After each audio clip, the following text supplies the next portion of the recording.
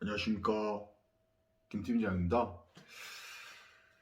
오늘은 2021년 1월 30일 토요일 새벽 3시입니다.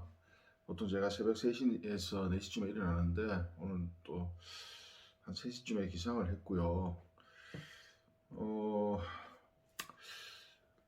마감을 제가 어제 마지막으로 마감을 했고 한 3억 5천 정도로 회수해서, 제가 신용정보회사에서, 그렇게 마감을 했고, 우리 그 김팀장 채권 주심 상담소 유튜브 구독자님, 그리고 우리 블로그 이용해 주시는 채권자분들 덕분에 회수 금액 한 3억 5천 정도로 마감을 했습니다. 감사합니다. 오늘 제가 이렇게 촬영하게 된 이유는 네이버 실시간 검색해 보니까 이렇게 나와요. 공사 대금 6천만 원 못 받아 50대 가장 분신해 중퇴. 아이 6명 눈 아빠. 아이 6명 둔 아빠 공사 대금 받지 못해 현장서. 이거는 2018년도 거네요. 지금 여기 있네요. 공사 대금 못 받아 힘들어 컨테이너 분신 50대 중퇴.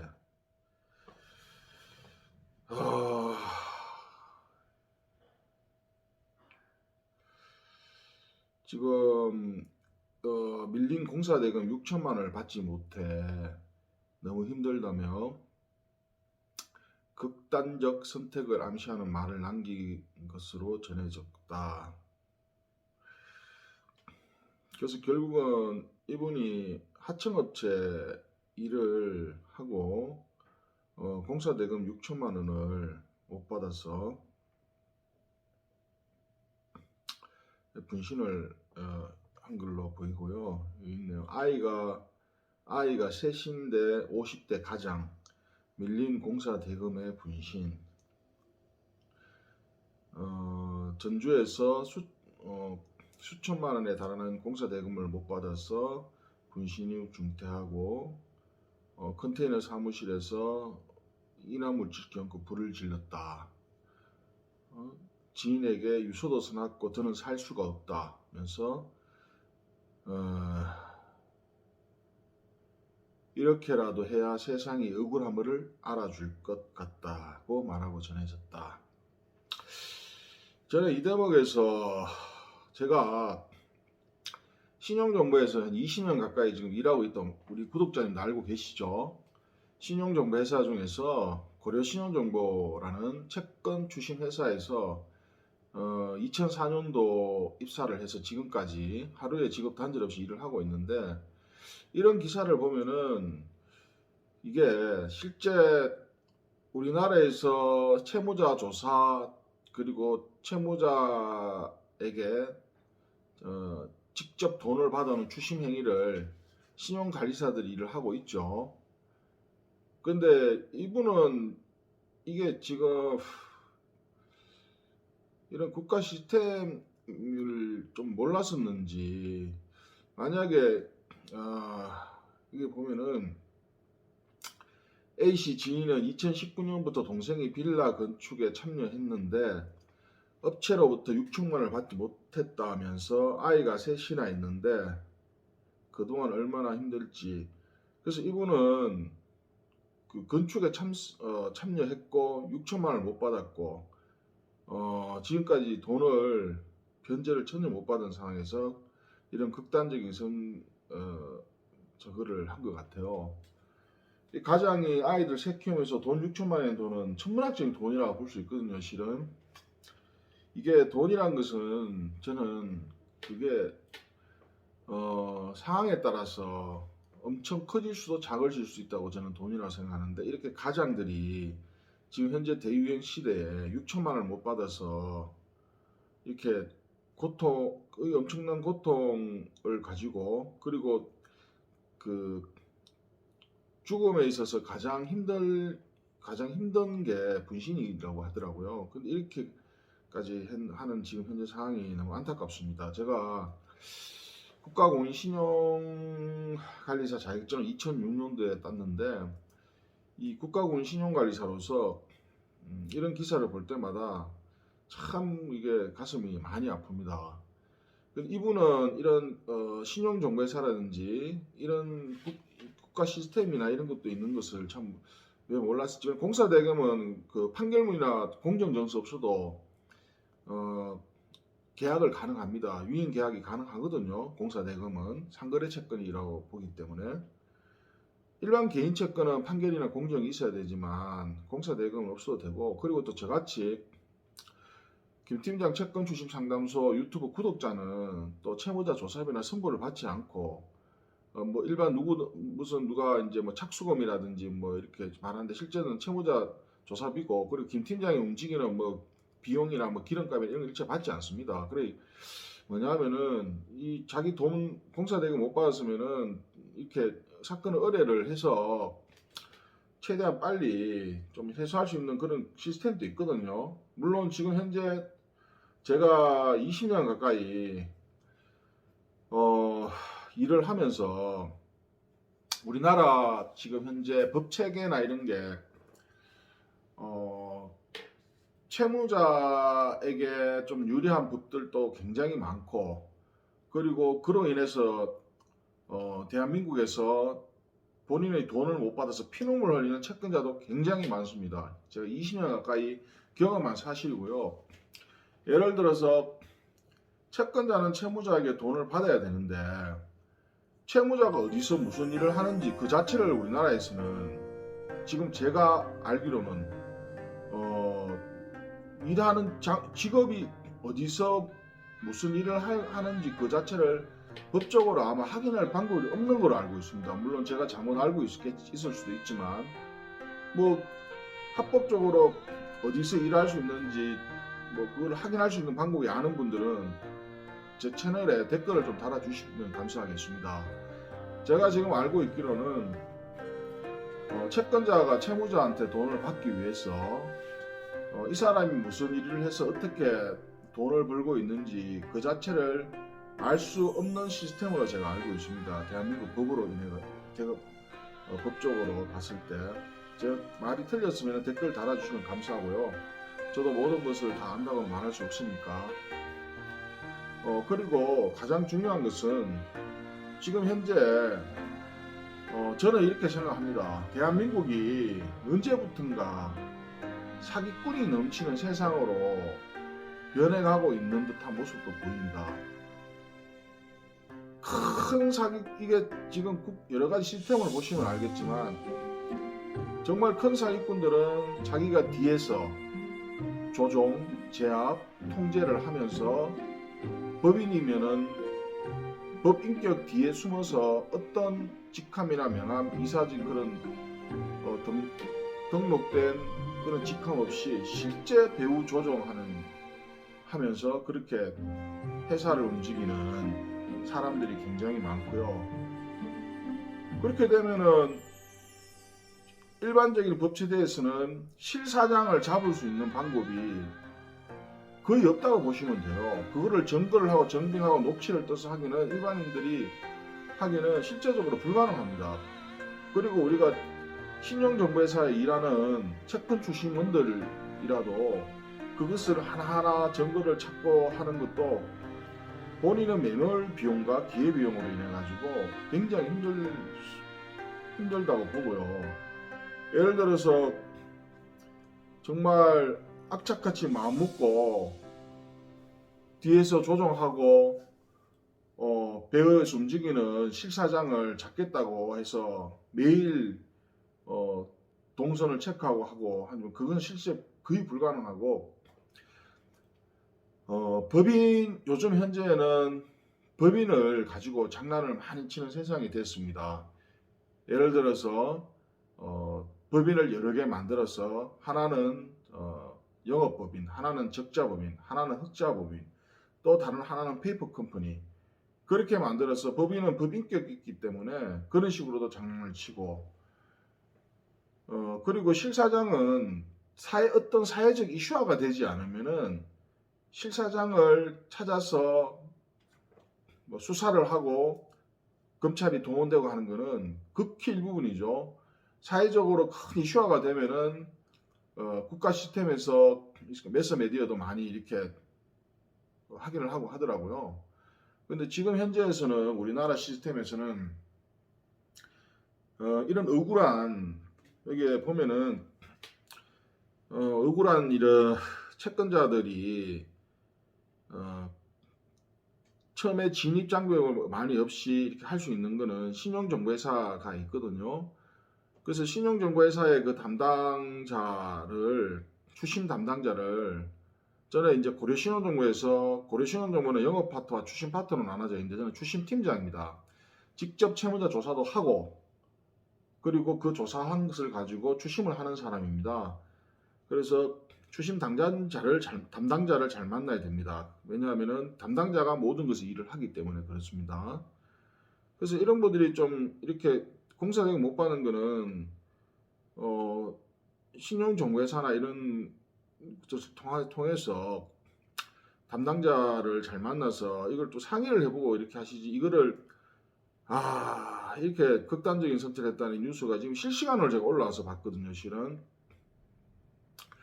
어제 저녁에 저녁밥 먹으면서 저는 이제 실시간 뉴스만 보통 많이 보고 하는데 이게 올라왔더라고요. 그래서 잠을 자고 오늘 급하게 일어나서 너무 참 억울한 부분이라서 이렇게 또 촬영을 하는데 이게 실제 신용정보회사의 사건을 위임할 때는 돈이 저같이 김팀장 채권 추심 상담소 구독자에 한해서는 제가 선보를 제가 받지 않습니다. 그러니까 진입장벽이 없잖아요. 그리고 만약에 실질적으로 돈을 받아야 될 채무자가 부동산이 있든지 아니면 다른 제3 채무자가 있으면은 법 진행을 하면 되는데 우리 고려신용정보 같은 경우에는 제휴법무사를 통해서 하기 때문에 법비용이 굉장히 사고 저렴합니다.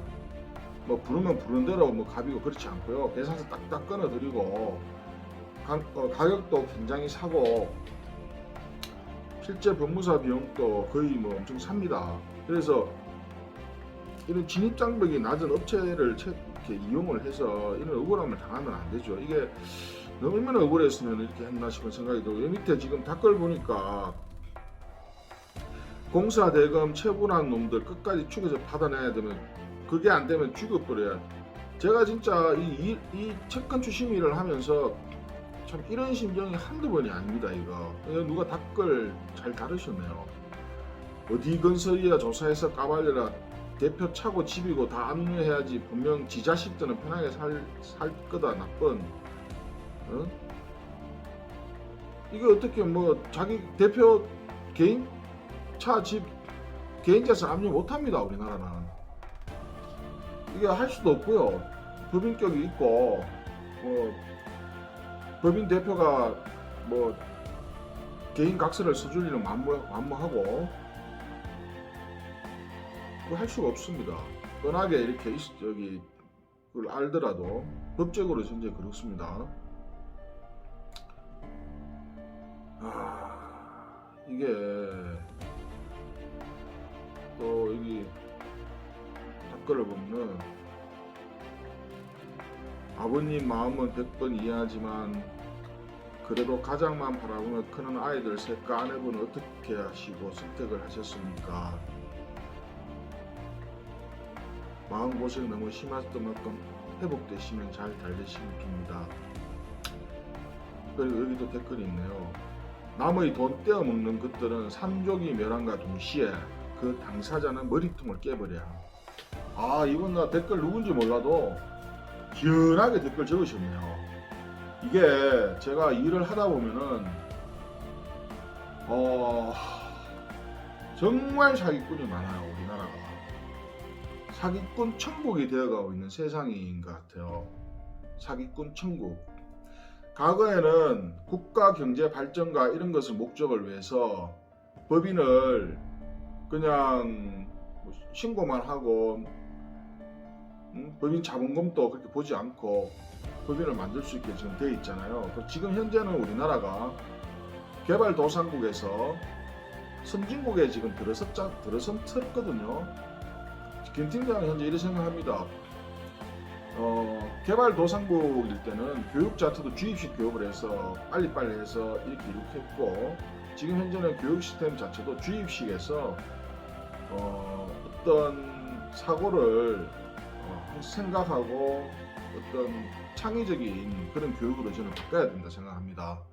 그러니까 무조건 주입식으로 교육하고 무조건 내만 잘 되면 잘 된다 이런 이제 사고가 지금 우리나라에 팽배해 있습니다.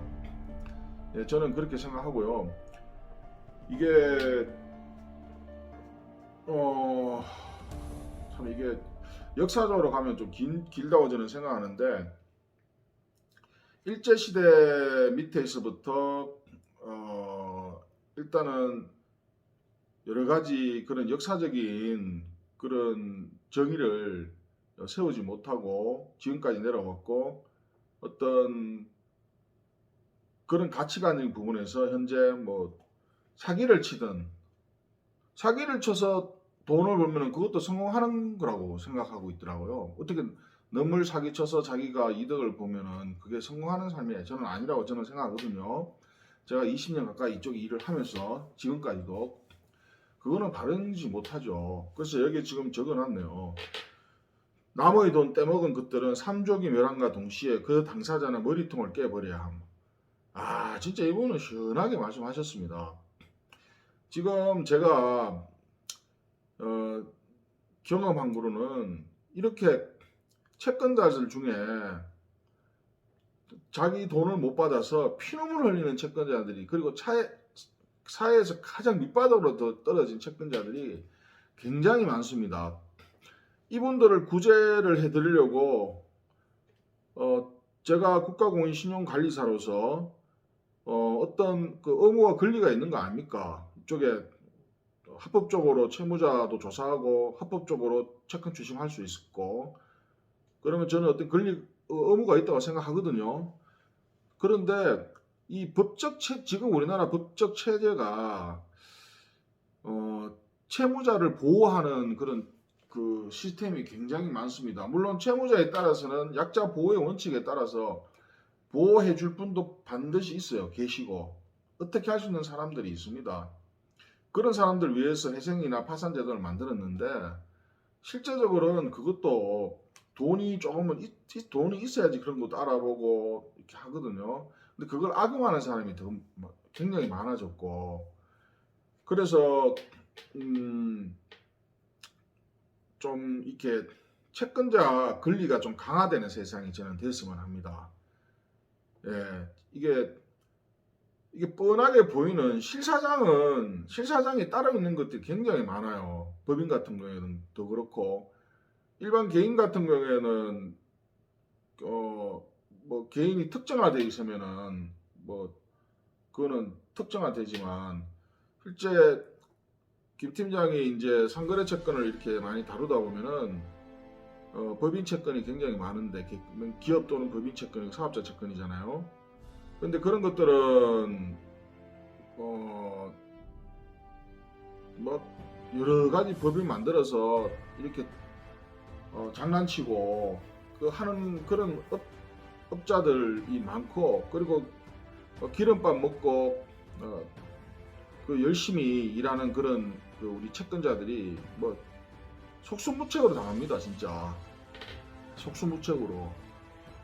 그 사기꾼들의 그런 어떤 그 시스템을 그 일반적인 채권자들이 따라갈 수가 없거든요. 그래서 그런 걸로 인해서 국가 시스템에서 진입장벽이 낮은 신용정보회사를 저는 그런 이제 허가를 해주고, 이런 신용정보회사를 신용정보업자라고 그러거든요. 그리고 국가에서 어떤 그런 그 자본금이나 그런 기준점에 맞으면 그 허가를 국가에서 금융감독원에서 해줍니다. 허가를. 그게 바로 신용정보회사라고 하거든요. 신용정보회사, 채권추심업체, 신용정보사, 채권추심사 다 동의어입니다.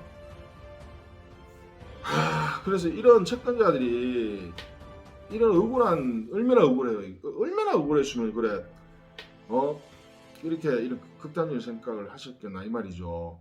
혹시 제 방송을 보는 분은 김 팀장은 2004년도에 고려시험정부 입사해서 2006년도에 국가공인신용관리사 제2회차 자격증 합격한 국가공인신용관리사입니다. 그리고 지금까지 단 하루의 직업 단절 없이, 저는 직업 단절 없이 이게 중요하다고 생각해요. 그것은 뭐냐면은 어떤 몰입과 그리고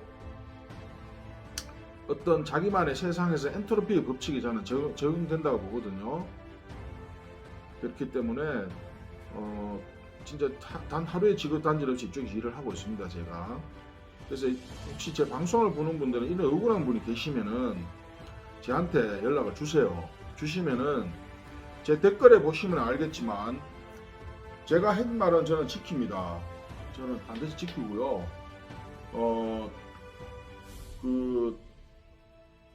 제가 상담을 해드릴게요. 해드리고 할 텐데, 이거는 제가 뭐 제 PR을 떠나서 제가 실시간 이 뉴스를 보고 저 자신도 책임도 있고 너무 이 분들이 계셔서 가슴이 아파서 오늘 방송을 합니다. 제가 오늘 방송은 앞뒤도 없고 했지만 제 마음은 좀 이렇게 좀 이해를 좀 해주시면 감사하겠고요.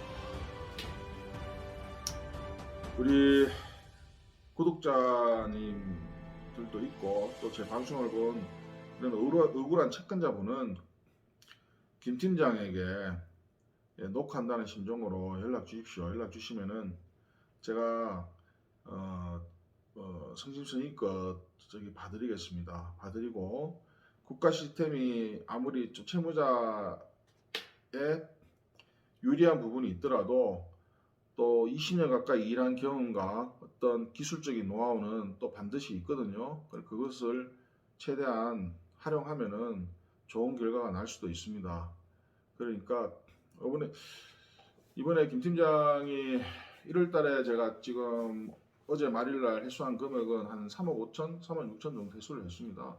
그래서 뭐 일만 오래 했던 사람은 아니고요. 실제 실적을 내는 사람이니까. 예, 우리 저기 채권 주심 필요한 채권자는 김 팀장에 연락 주세요. 유튜브 그 대문에 보면은 제 연락처도 있고 제 메일도 있으니까 이런 거기 억울한 채권 채무가 있으면은 그렇게 연락 주기 바랍니다. 오늘은 지금 아직 새벽 4시가 안 됐는데 그래요. 일단 우리 구독자님들 행복하시고 김팀장 오늘 방송은 그냥 이만 적겠습니다. 감사합니다. 물러가겠습니다.